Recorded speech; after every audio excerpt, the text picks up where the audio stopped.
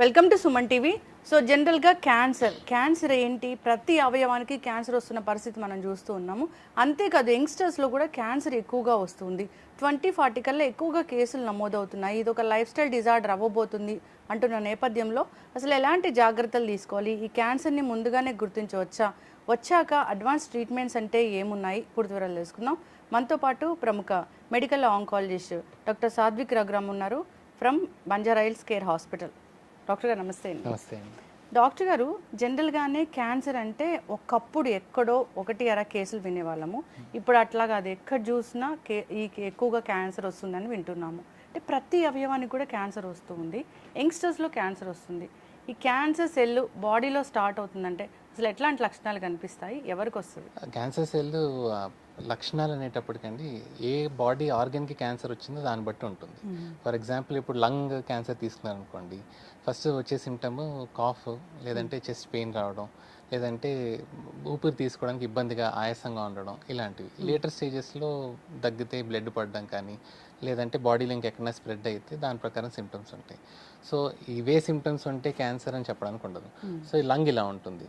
అదే మీరు stomach cancer తీసుకెళ్ళారనుకోండి, digestion సరిగా అవ్వకపోవడము, తిన్నా కానీ వెయిట్ లాస్ అవుతూ ఉండడము, ఇలాంటి సిమ్టమ్ ఉంటుంది. నాన్ స్పెసిఫిక్ గ్యాస్ట్రైటిస్ అనుకొని చాలామంది మిస్ అవుతూ ఉంటారు అనమాట.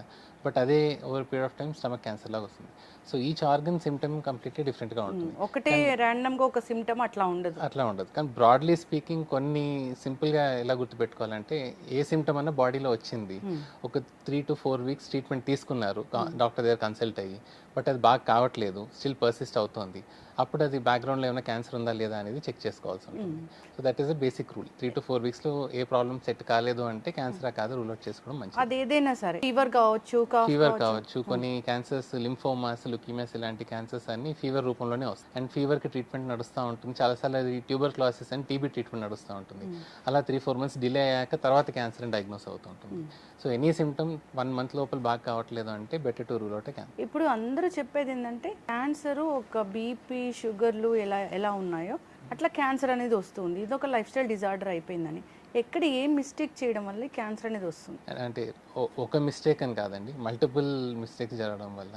అండ్ అరౌండ్ 40 to 50% అంటే majority of the cancers are because of lifestyle disorders అనమాట. ఇప్పుడు లేటెస్ట్గా ఎక్కువగా చూస్తుంది ఏంటంటే ఈ అల్ట్రా ప్రాసెస్ ఫుడ్స్ ఎక్కువ తినడం. అంటే రెడీ టు మేక్ ఫుడ్ ఉంటుంది కదా, ఈ అల్ట్రా ప్రాసెస్ ఫుడ్. తర్వాత ఎక్కువ బయట తింటుంటారు. సో ఆయిల్ ఏది వాడతారు, దేర్ ఇస్ నో ప్యూరిటీ ఎంత మంచిది అనేది. తర్వాత అదే వాడిన ఆయిల్ని మళ్ళీ రీయూజ్ చేస్తుంటారు. సో అట్లా రీయూజ్ చేయడం వల్ల కూడా హార్మ్ఫుల్ కెమికల్స్ అన్నీ ఉంటాయి, which are DNA damaging chemicals. And next simple things చాలా మంది మిస్ అయ్యేది ఏంటంటే, వర్క్లో కానీ లేదంటే ఈవినింగ్ ఇంటికి వెళ్ళాక కానీ సిట్టింగ్ ఫర్ లాంగ్ అవర్స్, ఎక్కువసేపు కూర్చో ఉంటారు. ఒక డే 24 hours ఉంటే 6 to 8 hours కూర్చొనే ఉంటారు. తర్వాత ఫిజికల్ యాక్టివిటీ అలాంటిది ఏమి ఉండదు. ఇది లాంగ్ టర్మ్లో స్టార్టింగ్లో తెలియదు, యంగ్ ఏజ్లో తెలియదు, but by the time they touch 60-65 ఈ సెడెంటరీ లైఫ్ స్టైల్ హ్యాబిట్స్ అనేది ప్రాబ్లం అవుతూ ఉంటుంది. మూడోది ఒబేసిటీ, ఎక్కువగా లావుగా ఉండడం వల్ల దానివల్ల multiple endometrium cancer, colon cancer అనేసి. అంటే ఎందుకు ఇవన్నీ ఇగ్నోర్ చేస్తుంటారు? సెడెంటరీగా ఉండడం పెద్ద సిమ్టమ్ ఏం కాదు, నార్మలే అనుకుంటారు. నేను పని చేస్తున్నాను కదా, కూర్చొని పని చేస్తాను కదా అనుకుంటారు. లావుగా ఉంటే చాలామంది డైటింగ్ చేసి తగ్గచ్చు, లేదంటే జెనెటిక్గానే మేము లావుగా ఉంటామని ఇగ్నోర్ చేస్తుంటారు. బట్ క్యాన్సర్ అనేది ఎట్లా ఉంటుంది అంటే, ఈరోజు ఒక హ్యాబిట్ చేయడం వల్ల రేపు మార్నింగ్ క్యాన్సర్ వచ్చేది. ఈ హ్యాబిట్స్ అన్ని ఒక 10 to 20 years కంటిన్యూస్గా చేయడం వల్ల లాంగ్ టర్మ్లో వచ్చే జబ్బు క్యాన్సర్ అనమాట. ఎల్డర్లీ వాళ్ళకైతే డైజెషన్ ప్రాబ్లమ్స్ ఉంటాయి, యంగ్ వాళ్ళు ఏది తిన్నా బాగానే డైజెషన్ అవుతూ ఉంటుంది. సో ఈ 20 years 30 years ఏజ్ టైంలో ఈ అల్ట్రా ప్రాసెస్ ఫుడ్ తినడం, బయట ఎక్కువ తినడం, సెడెంటరీగా ఎక్కువ ఫిజికల్ యాక్టివిటీ చేయకపోవడం, ఒబేసిటీ ఉండడం, ఆల్కహాల్ లేదంటే స్మోకింగ్ ఇలాంటి అలవాటు చేసుకోవడం. సో బాడీ యంగ్గా ఉన్నప్పుడు ఇట్ టాలరేట్ ఎవ్రీథింగ్. బట్ ఇదే వాళ్ళు 40 దాటి 50-60s వచ్చేటప్పటికి ఇవన్నీ బాడీ డ్యామేజ్ క్యాన్సర్ లాగా మేనిఫెస్ట్ అవుతుంది. ఇప్పుడు జనరల్గా కూడా క్యాన్సర్ని ముందుగానే గుర్తించవచ్చు, రకరకాల స్క్రీనింగ్స్ ఉన్నాయి, టెస్టులు ఉన్నాయి అని చెప్తూ ఉంటారు. అట్లాంటివి అసలు ఏముంటాయి, ముందుగానే గుర్తించాలి అంటే ఏ ఏజ్లో మనము అసలు ఒక టెస్ట్ కోసం వెళ్ళాలి క్యాన్సర్ అంటే? స్క్రీనింగ్ టెస్ట్లు అంటారు వీటికి. సో స్క్రీనింగ్ టెస్ట్లు అన్ని క్యాన్సర్కి లేవు, కొన్ని క్యాన్సర్స్కి ఉన్నాయన్నమాట. ఫర్ ఎగ్జాంపుల్ బ్రెస్ట్ క్యాన్సర్కి మ్యామోగ్రామ్ అని స్క్రీనింగ్ టెస్ట్ ఉంది. సో అందరూ 40 years ఏజ్ వచ్చిన ఆల్ లేడీస్ అందరూ 40 years ఏజ్ వచ్చినప్పటి నుంచి ఇయర్కి ఒకసారి మ్యామోగ్రామ్ టెస్ట్ చేసుకుంటూ ఉండాలన్నమాట. అండ్ రెండోది లంగ్ క్యాన్సర్కి కూడా ఇలాంటి స్క్రీనింగ్ టెస్ట్ ఉంది.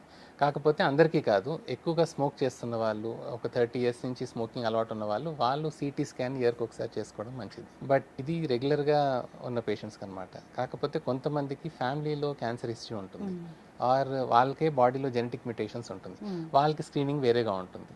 ఇప్పుడు ఫ్యామిలీలో ఆల్రెడీ క్యాన్సర్ హిస్టరీ ఉందనుకోండి, ఫర్ ఎగ్జాంపుల్ వాళ్ళ ఫ్యామిలీలో 50 ఇయర్స్లో ఒక మనిషికి క్యాన్సర్ వచ్చింది. సో నెక్స్ట్ ఫ్యామిలీ మెంబర్స్ ఒక 10 ఇయర్స్ ముందు 40 ఇయర్స్ నుంచే ఆ పర్టికులర్ క్యాన్సర్ ఏది వచ్చిందో ఆ స్క్రీనింగ్ టెస్ట్ అన్ని చేసుకుంటూ ఉండాలి. ఈ జెనెటికల్గా వచ్చే క్యాన్సర్స్ ఓన్లీ బ్రెస్ట్ క్యాన్సరేనా, ఇంకా ఏమున్నాయి? లేదు, జెనెటిక్గా వచ్చే క్యాన్సర్ బ్రెస్ట్ చాలా ఎక్కువగా స్పోకన్ అవుట్ కాబట్టి సెలబ్రిటీస్ కూడా చాలా మందికి వచ్చి వాళ్ళ అవేర్నెస్ క్రియేట్ చేశారు కాబట్టి బ్రెస్ట్ క్యాన్సర్ ఎక్కువగా తెలుసు అనమాట. బట్ బ్రెస్ట్ కాకుండా ఓవరీ క్యాన్సర్, మన colon cancer, stomach cancer, lung cancer, ఇవన్నీ కూడా జెనెటిక్గా రావచ్చు. ఏదైనా ఒక రక్త పరీక్ష ఉంటుంది, అంటే ఈ మధ్య చాలా వైరల్ అవుతుంది, రక్త పరీక్ష చేయించుకోండి క్యాన్సర్ అనేది బయటపడుతుంది అని. అట్లాంటిది నిజంగానే మ్యాజిక్ చేసే టెస్ట్ ఉందా? అన్ఫార్చునేట్గా ఇప్పటి వరకు అయితే ఒక సింగిల్ బ్లడ్ టెస్ట్ చేసి మీకు ఫ్యూచర్లో క్యాన్సర్ వస్తుంది అని చెప్పే టెస్ట్ అయితే ఏమీ లేదు. బట్ ఈ జెనెటిక్ ప్రాబ్లమ్స్ ఏవైతే ఉంటాయో ఆ టెస్ట్లు అయితే ఉన్నాయి. బ్లడ్ టెస్ట్ చేసి బాడీలో జీనోమిక్ అనాలిసిస్ టెస్ట్ చేసి జెనెటిక్ ఏమైనా ప్రాబ్లం ఉందా లేదా చెప్పగలుగుతారు. ఆ టెస్ట్లో కూడా ప్రాబబిలిటీ ఆఫ్ క్యాన్సర్ ఎంత రావచ్చు అని చెప్తారు, కానీ మీకు కంపల్సరీ క్యాన్సర్ వస్తుంది ఈ ఏజ్కి వస్తుందని మాత్రం ఎవరు ఏం చెప్పలేరు. అలాంటి టెస్ట్ ఇప్పటివరకు అయితే లేదు. అసలు ఎందుకు ఆ డిఎన్ఏ అనేది డిస్టర్బ్ అవుతుంది బాడీలో? అంటే ఒక ఫుడ్ తీసుకుంటారు, ఆ ఫుడ్ వల్ల వాళ్ళ డిఎన్ఏ డిస్టర్బ్ అవుతుంది, అదే క్యాన్సర్ సెల్గా మారుతుంది, ఇట్లా వింటూ ఉంటాం కదా. అలాంటి ఫుడ్స్ ఏముంటాయి? ఇంకా ఏదైనా కారణాల వల్ల ఆ డిఎన్ఏ చేంజ్ అయ్యి క్యాన్సర్ సెల్గా మారుతుందా? ఇన్ఫ్లమేషన్, క్రోనిక్ ఇన్ఫ్లమేటరీ కండిషన్స్ అంటుంటాం అనమాట. ఇప్పుడు బాడీ ఎప్పుడు ఎక్కువ స్ట్రెస్లో ఉందనుకోండి, సో ఇన్ఫ్లమేషన్ అనేది జ్వరం రూపంలో కానీ లేదంటే హెడేక్ లాగా కానీ అట్లా డైరెక్ట్గా మేనిఫెస్టేషన్ ఉండదు. బాడీ స్ట్రెస్లో ఉంటుంది, లోపల ఇన్ఫ్లమేషన్ జరుగుతూ ఉంటుంది. ఇన్ఫ్లమేషన్ మీకు సింపుల్గా చెప్పాలి అంటే చిన్న ఫైర్ లాగా ఒక లోపల డ్యామేజ్ జరుగుతూ ఉంటుంది. సో బాడీ నైజం ఏంటంటే ఒక సెల్ డ్యామేజ్ అయింది అనుకోండి, దానికి రీప్లేస్మెంట్గా ఇంకో సెల్ని రిక్రియేట్ చేయాలి. సో సెల్ ఫామ్ అవ్వాలంటే డిఎన్ఏ లెవెల్ నుంచే స్టార్ట్ అవుతుంది, బిల్డింగ్ బ్లాక్స్ డిఎన్ఏ నుంచే స్టార్ట్ అవుతాయి అనమాట. సో కాన్స్టెంట్గా ఇన్ఫ్లమేషన్ ఉండడం వల్ల కాన్స్టెంట్గా సెల్స్ డ్యామేజ్ అవుతూ ఉంటాయి. సో బాడీ రికవరీ ప్రాసెస్ అవుతూ ఉంటుంది. సో డిఎన్ఏ మళ్ళీ కొత్తగా సింథసిస్ అవ్వాలి, దాంతో సెల్ ఫామ్ అవుతూ ఉండాలి. సో ఈ ప్రాసెస్ అంత కంటిన్యూస్గా జరుగుతున్నప్పుడు ఎప్పుడో ఒకసారి ఆ ప్రాసెస్లో మిస్టేక్ జరుగుతుంది. సో అప్పుడు ఈ డిఎన్ఏ నార్మల్ ఫామ్ కాకుండా అబ్నార్మల్ డిఎన్ఏ ఫామ్ అవుతుంది. ఈ అబ్నార్మల్ డిఎన్ఏ నార్మల్ సెల్ కాకుండా అబ్నార్మల్ సెల్ ఫామ్ చేస్తుంది. Abnormal cell cancer. అట్లా అయిన సెల్ ఒక గడ్డలాగా అయిన తర్వాత మాత్రమే మనకు తెలుస్తుంది, అప్పటి వరకు అసలు ఎలాంటి లక్షణాలు ఉండవు. ఇప్పుడు ఉన్న టెస్టుల వరకు అయితే అది గడ్డలాగా అయ్యేంత వరకు, ఎందుకంటే అంత సైజ్కి వెళ్ళేటప్పటికి అది ఏదో ప్రాబ్లం క్రియేట్ చేసి సిమ్టమ్ జనరేట్ చేస్తుంది. సో ఆ సైజు గడ్డలాగా ఫామ్ అయ్యేంత వరకు ఇప్పుడు కొన్ని టెస్టులు అయితే అవే తెలుస్తున్నాయి. But ongoing researches are there where అది గడ్డగా ఫామ్ కాకుండా మైక్రోస్కోపిక్ లెవెల్లో ఉన్నప్పుడే ఏమన్నా డిఎన్ఏ లెవెల్లో టెస్ట్ చేసి కనుక్కోవడానికి ఆల్రెడీ టెస్టులు జరుగుతున్నాయి. బట్ ఇంకా కమర్షియల్ యూస్కి ఇంకా రాలేదు. రీసెర్చ్ లెవెల్ అయితే ఉన్నాయి, కమర్షియల్ యూసేజ్కి ఇంకా రాలేదు అనమాట. ఒక క్యాన్సర్ సెల్ బాడీలో చాలా వేగంగా గ్రో అవ్వాలంటే మనం వింటూ ఉంటాం ఏంటంటే షుగరు దానికి చాలా ఇష్టమైన ఫుడ్, అందువల్ల ఎక్కువ గ్రో అవుతుంది అని. అవునా డాక్టర్ గారు? అది totally myth, scientifically not at all correct. ఈ కాన్సెప్ట్ కూడా ఎందుకు వచ్చిందంటే మామూలుగా క్యాన్సర్ పేషెంట్స్కి పెట్ సిటీ స్కాన్ అనేది చేస్తూ ఉంటాం. ఆ PET CT స్కాన్లో glucose, FDG glucose అనే డై ఇస్తాం అనమాట. సో ఆ కాన్సెప్ట్ ఏంటంటే cancer cell sugar regular cell కన్నా ఎక్కువ గ్లూకోజ్ ఎక్కువగా తీసుకుంటుంది, నాట్ షుగర్, ఎగ్జాక్ట్లీ గ్లూకోజ్ ఎక్కువ తీసుకుంటుంది అనేసి. సో ఆ స్కాన్లో క్యాన్సర్ సెల్ని గ్లో అవుతూ కనపడుతుంటాయి, నార్మల్ సెల్స్ అని నార్మల్ కనపడతాయి. సో ఆ కాన్సెప్ట్ వల్ల చాలా మంది non doctors, alternative medicine practice చేసే వాళ్ళు ఉంటారు కదా, వాళ్ళు షుగర్ తినడం వల్ల క్యాన్సర్ స్ప్రెడ్ అవుతుంది, డైటింగ్ చేసి షుగర్ తక్కువ చేస్తే క్యాన్సర్ కిల్ చేయొచ్చు ఇలా అంటుంటారు. But scientifically that is not at all correct. ఎందుకంటే ఈ గ్లూకోజ్ అనేది క్యాన్సర్ సెల్కి కాదు, నార్మల్ సెల్కి కూడా కావాల్సి ఉంటుంది. పోనీ స్టార్వేట్ చేసి కంప్లీట్ గా గ్లూకోజ్ బాడీలో తీసుకోవడం ఆపేసాం అనుకోండి, అప్పుడు న్యాచురల్ గానే బాడీ డిఫెన్స్ మెకానిజం స్టార్ట్ అవుతుంది. Liver is a defence mechanism. So liver లో గ్లూకోజ్ లేకపోవడం వల్ల అది ట్రిగర్ అయ్యి బాడీలో ఉన్న ప్రోటీన్, ఫ్యాట్స్ ఉంటాయి కదా, దాన్ని మెటబలైజ్ చేసి దాంట్లో నుంచి గ్లూకోజ్ తయారు చేస్తుంది. సో మనం బయట నుంచి ఆపేస్తాం, మళ్ళీ బాడీ వేరే ఆర్గన్స్ నుంచి తీసుకొని ప్రోటీన్, ఫ్యాట్ నుంచి గ్లూకోజ్ లేక తయారవుతుంది. సో కంప్లీట్ గా బాడీ గ్లూకోజ్ ఆపేయడము, దానివల్ల క్యాన్సర్ చంపడం జరగదు. మనం అన్ని చేస్తాం కానీ మళ్ళీ లివర్ నుంచి గ్లూకోజ్ ప్రొడ్యూస్ అవుతూ ఉంటుంది అనమాట. సో దట్ ఈస్ ఇది మీరే కాదు చాలా మంది పేషెంట్లు కూడా అడుగుతూ ఉంటారు. ఇన్ఫాక్ట్ వాళ్ళే డెసిషన్ తీసుకొని యూట్యూబ్ లో చూసాం సార్ మా క్యాన్సర్ ఉంది కదా, షుగర్ తక్కువ తింటే బాగుంటుంది, will be losing weight. In fact that is not correct. Cancer treatment అయ్యేటప్పుడు హెల్దీగా డైట్ తీసుకొని వెయిట్ లాస్ అవ్వకూడదు. If the losing weight immunity తగ్గి సైడ్ ఎఫెక్ట్స్ ఇంకా ఎక్కువ వస్తుంటాయి అనమాట. So that is a total myth which is not at all correct. అంతేకాకుండా ఇంటర్మీడియట్ ఫాస్టింగ్ కూడా చాలా మ్యాజిక్ చేస్తుంది. అసలు క్యాన్సర్ సెల్స్ జనరల్గా కూడా రాకముందు కూడా బాడీలో క్యాన్సర్ సెల్స్ పెరగకుండా చేస్తుంది అని అంత మ్యాజిక్ చేస్తుంది అది. ఇంటర్మీడియట్ ఫాస్టింగ్ అంటే డైరెక్ట్గా ఇంటర్మీడియట్ ఫాస్టింగ్ చేస్తే కంపల్సరీ క్యాన్సర్ రాదా అంటే అది కరెక్ట్ కాదు. బట్ ఇంటర్మీడియట్ ఫాస్టింగ్ వల్ల ఇండైరెక్ట్ బెనిఫిట్స్ చాలా ఉంటాయి. బికాజ్ మనం తినే టైం అనేది తగ్గించేసాం, ఫాస్టింగ్ టైం ఎక్కువ ఉంటుంది. సో బాడీలో గ్లూకోజ్ అనేది కొంచెం బేస్ లైన్గానే తక్కువ ఉంటుంది, ఎక్కువ షుగర్ స్పైక్స్ ఉండవు అనమాట. సో దానివల్ల ఏంటంటే ఇన్సులిన్ రిలీజ్ ఏదైతే ఉంటుందో అది రెగ్యులేట్గా ఉంటుంది. సడన్గా ఇన్సులిన్ ఎక్కువ రావడం, తర్వాత ఎందుకంటే గ్లూకోజ్ ఎక్కువ ఉంటే ఇన్సులిన్ ఎక్కువ సిక్రీట్ అవ్వాలి, ఎందుకంటే గ్లూకోజ్ బాడీలో బ్లడ్లో తగ్గించడానికి కోసం అనమాట. సో ఇంటర్మీడియట్ ఫాస్టింగ్ వాళ్ళు గ్లూకోజ్ తక్కువ ఉంటుంది, సో దానివల్ల ఇన్సులిన్ ఎక్కువ సిక్రీట్ అవ్వక్కర్లేదు. ఈ ఇన్సులిన్ ఈజ్ ఇంపార్టెంట్. ఎక్కువ కాలం ఇన్సులిన్ ఎక్కువ ఉండడం వల్ల కూడా that is also risk factor for cancer. So అట్లా ఇండైరెక్ట్గా లాంగ్ టర్మ్ చేస్తే కొంచెం బెనిఫిట్ ఉండొచ్చు, కానీ ఇంటర్మీడియట్ ఫాస్టింగ్ చేస్తేనే క్యాన్సర్ రాకుండా ఉంటుంది అలా ఏం లేదు. చాలామంది ఏం చేయకుండా కూడా క్యాన్సర్ వచ్చిన వాళ్ళు ఉంటారు. సరైన నిద్ర, కాన్స్టిపేషన్ ఇష్యూస్ ఇవి కూడా క్యాన్సర్కి కారకాలు అవుతాయి. నిద్ర అనేది చాలా important aspect. Around 6 to 8 hours of good sleep is very important అనమాట. ఎందుకంటే ఈ 6 to 8 hours స్లీప్ సరిగ్గా కంటిన్యూస్ స్లీప్ లేకపోవడం, లేదంటే నిద్ర మధ్యలో ఎక్కువ లేవడం, ఇలా వెంటనే జరుగుతుందంటే బాడీ నిద్రపోయే టైంలో బాడీ హీలింగ్ హ్యాపెన్స్. ఈ డే అంతా మన బాడీని అబ్యూస్ చేస్తాం కదా, ఆ హీలింగ్ అంతా రాత్రి పడుకున్నప్పుడే జరుగుతుంది. సో ఈ ప్రాపర్ 6 to 8 hours స్లీప్ లేకపోయినా, తక్కువ పడుకుంటున్నా, ఇలాంటి హ్యాబిట్స్ మనకు కొన్ని ఇయర్స్ ఎక్కువగా ఉంటాయి, కానీ that is risk factor for cancer. Constipation ఉన్న వాళ్ళలో కూడా క్యాన్సర్ వచ్చే అవకాశం ఎక్కువ ఉంటుందా? అంటే కాన్స్టిపేషన్ దేని వల్ల ఉంది అనే దాన్ని బట్టి ఉంటుంది. కొన్ని ఇన్ఫ్లమేటరీ బౌల్ కండిషన్స్ ఉంటాయి, అలాంటి వాళ్ళకి అయ్యే ఛాన్స్ ఉంటుంది. కాన్స్టిపేషన్ ఉన్న వాళ్ళకి క్యాన్సర్ ఉండదు. ఇన్ఫ్యాక్ట్ కాన్స్టిపేషన్ ఉన్న వాళ్ళకి క్యాన్సర్ రాదు, బట్ క్యాన్సర్ ఉన్న వాళ్ళకి constipation can be A symptom. ఎందుకంటే కోలాన్ ఇంటెస్టైన్లో క్యాన్సర్ గడ్డ ఫామ్ అయినప్పుడు మోషన్ ఫ్రీగా పాస్ అవ్వలేదు, ఎందుకంటే ఆ గడ్డ బ్లాక్ చేస్తుంటుంది. సో వాళ్ళది కాన్స్టిపేషన్, రెగ్యులర్ కాన్స్టిపేషన్ మందులు తీసుకుంటూ చాలా కాలం నెగ్లెక్ట్ చేస్తూ ఉంటారు. So constipation can be A symptom of cancer, but constipation causing cancer is correct కాదు. ఇప్పుడు ఇంత ఎక్స్పీరియన్స్ ఉన్న డాక్టర్ మీరు అయితే, ఒక కోలన్ క్యాన్సర్ యంగ్స్టర్కి వచ్చింది అనుకోండి, అది ఏ కారణం వల్ల వచ్చిందని మీరు డిటెక్ట్ చేయగలిగారు ఇప్పటి వరకు? అంటే depends again life style habits ఎలా ఉన్నాయి అనేది. ఈ సెడెంటరీగా ఎక్కువ యాక్టివ్గా లేని వాళ్ళలో కొంచెం కోలాన్ క్యాన్సర్ వచ్చే ఛాన్స్ ఉంటుంది. రెండోది వాళ్ళు తినే ఫుడ్, ఎక్కువ ఫైబర్ రిచ్ ఫుడ్ తీసుకోవట్లేదు, గ్రీన్ వెజిటేబుల్ ఫుడ్ అలాంటివి తీసుకోవట్లేదు, హోల్ గ్రెయిన్ ఫుడ్, మన మిల్లెట్స్ కానీ కినోవా కానీ ఇలాంటివి ఎక్కువ తీసుకోవట్లేదు, ఎక్కువ ప్రాసెస్డ్ ఫుడ్, ఆర్టిఫిషియల్ ఫుడ్స్ ఎక్కువ తీసుకుంటాం అనుకోండి, యంగ్ వాళ్ళలో కోలార్ క్యాన్సర్ వచ్చే ఛాన్స్ ఉంటుంది. రెండో కేసెస్ ఎక్కడ కామన్గా చూస్తామంటే ఫ్యామిలీ హిస్టరీ. ఫ్యామిలీలో ఎవరికన్నా మల్టిపుల్ కోలాన్ క్యాన్సర్ హిస్టరీ ఉంటే వీళ్ళకి యంగ్ అరౌండ్ 40-45 ఏజ్ గ్రూప్లోనే కోలాన్ క్యాన్సర్ హిస్టరీ. ఇది కూడా జెనెటికల్గా వస్తుందా? కోలాన్ క్యాన్సర్ కూడా జెనెటికల్గా వస్తుంది. ట్రీట్ చేయగలమా డాక్టర్ గారు దీన్ని? It is very much treatable. ఏ స్టేజ్లో మనం డయాగ్నోస్ చేయగలిగిన దాన్ని బట్టి ఉంటుంది. ఎర్లీ స్టేజ్ 1, స్టేజ్ 2, స్టేజ్ 3లో ట్రీట్ చేస్తే most of them are curable.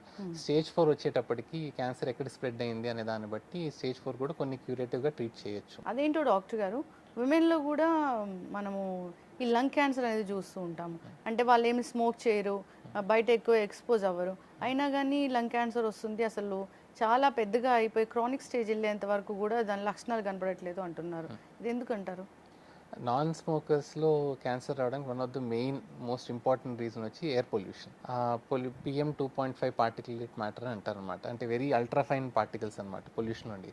అవి లంగ్లో ఎంత ఫిల్టర్ చేసినా కానీ అంత ఫిల్టర్ని దాటుకొని కూడా వెళ్ళి లంగ్లో చేరుతూ ఉంటాయి అనమాట.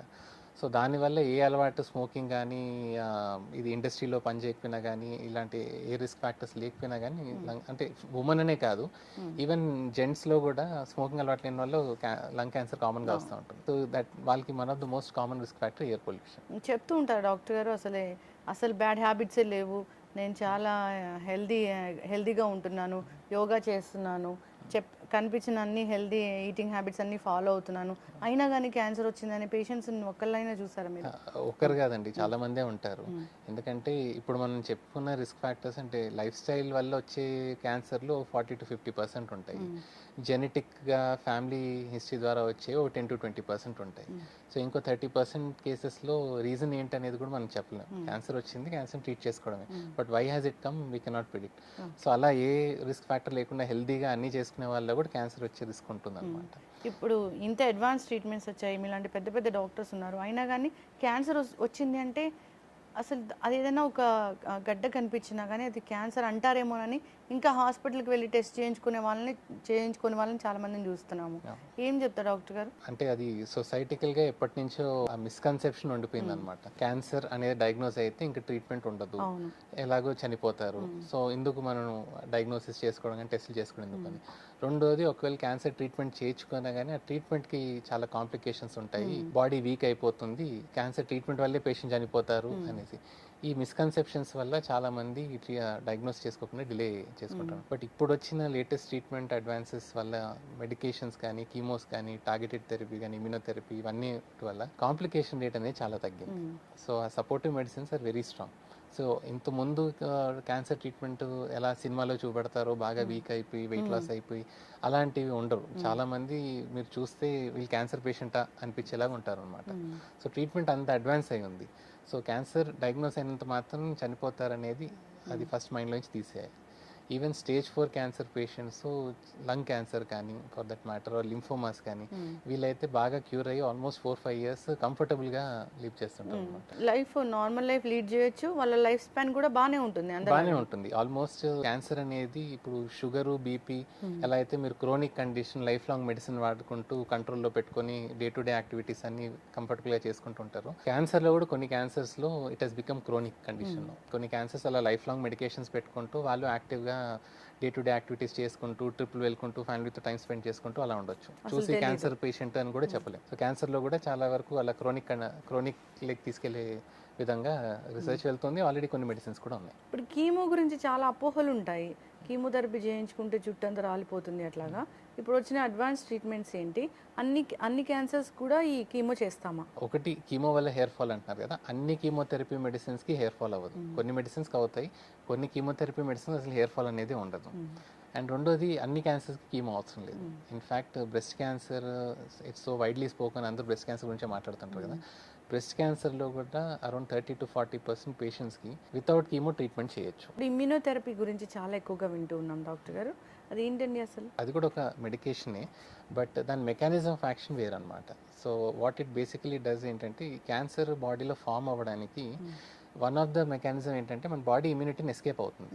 సో మామూలుగా ఒక అబ్నార్మల్ సెల్ ఫామ్ అవుతుంటే న్యాచురల్గా అయితే మన బాడీ ఇమ్యూనిటీ దాన్ని డిటెక్ట్ చేసి దాన్ని అటాక్ చేసి ఫామ్ కానికుండా చంపేయాలి, క్యాన్సర్ కాకముందే చంపేయాలి. బట్ ఈ cancer adapt is a very complex condition. So ఈ ఇమ్యూనిటీని ఎస్కేప్ అయ్యి గ్రో అయ్యి గడ్డలాగా ఫామ్ అవుతుంది. సో ఎస్కేప్ అయ్యే మెకానిజం ఏదైతే ఉంటుందో దాన్ని టార్గెట్ చేసే మెడిసిన్ ఇమ్యూనోథెరపీ. సో ఎస్కేప్ ఎలా అయితే అవుతుందో దాన్ని బ్లాక్ చేస్తుంది మెడిసిన్. సో అప్పుడు మన బాడీలో న్యాచురల్ ఇమ్యూనిటీ డిటెక్ట్ చేసి క్యాన్సర్ అటాక్ చేసి చంపుతా వెళ్తుంది అనమాట. Priming our own immune system. అది ఇస్తున్నారు డాక్టర్ గారు ఇక్కడ మన ఇండియాలో రెగ్యులర్ గా, ఇప్పుడు ఆల్మోస్ట్ ఒక 10 years నుంచి రెగ్యులర్ గా ఇండియాలో అది వాడుతున్నారు అనమాట. ఇంకా చెప్తారు ఏంటంటే రష్యా ఏదో వ్యాక్సిన్ తయారు చేసింది క్యాన్సర్ రాకుండా ఉంటుంది అని, అవునా? అది any new thing in cancer వస్తే ఫస్ట్ థింగ్ ఆ రీసెర్చ్ ఎలా జరిగింది అనేది ఒక మెడికల్ జర్నల్లో పబ్లిష్ చేయాలి. ఆ తర్వాత ఆ ఆర్టికల్ ఏదైతే పబ్లిష్ అయిందో peer review doctors, group of doctor societies అని దాన్ని రివ్యూ చేస్తారు. అది కరెక్ట్గా జరిగిందా, దాంట్లో ఏమైనా మిస్టేక్స్ ఉన్నాయా, దాన్ని కరెక్ట్ చేసుకోవాల్సి ఉంటుందా, ఆర్ ఎవ్రీథింగ్ ఇస్ జెన్యూన్ అని. అలాంటి జరిగేంత వరకు అది కరెక్ట్ అని నమ్మకూడదు. ఇప్పటి వరకు ఆ రష్యన్ వ్యాక్సిన్ అయితే ఏ మెడికల్ జర్నల్లో పబ్లిష్ అవ్వలేదు, ఏ పియర్ గ్రూప్ డిస్కషన్లో ఏమీ జరగలేదు. అప్పుడు అది కరెక్ట్ అని ఎలా నమ్ముతాం? సో మేమైతే అది ఎవరికి అడ్వైస్ కూడా చేయట్లేదు. డాక్టర్ గారు, ఎవరు చూసినా ప్రివెన్షన్ కోసం ఆలోచిస్తారు. అంటే ఈ లైఫ్ స్టైల్లో ఈ చేంజ్ చేసుకోండి, క్యాన్సర్ రాకుండా ఉంటుంది, ఇలాంటి ఫుడ్స్కి దూరంగా ఉండండి, క్యాన్సర్ రాకుండా ఉంటుంది, యాంటీ క్యాన్సర్ ఫుడ్స్ ఏమున్నాయి, అట్లాంటి లైఫ్ స్టైల్ హ్యాబిట్స్ ఏమున్నాయి క్యాన్సర్ రాకుండా చేయడానికి?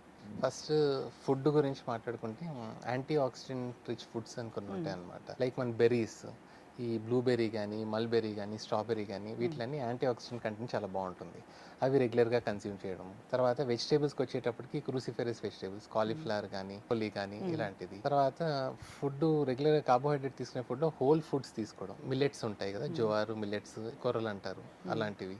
తర్వాత బ్రౌన్ రైస్ లేదంటే కినోవా, ఇలాంటివి తీసుకోవడం. And some amount of protein like egg whites తీసుకోవడం కానీ, ఫిష్ తీసుకోవడం కానీ, ఇలాంటి ఫుడ్ తీసుకోవడం వల్ల అంటే 100% క్యాన్సర్ రాదని కాదు, బట్ క్యాన్సర్ వచ్చే రిస్క్ అనేది తగ్గుతుంది అనమాట. అండ్ రెండోది లైఫ్ స్టైల్కి వచ్చేటప్పటికి బీయింగ్ మోర్ ఫిజికలీ యాక్టివ్.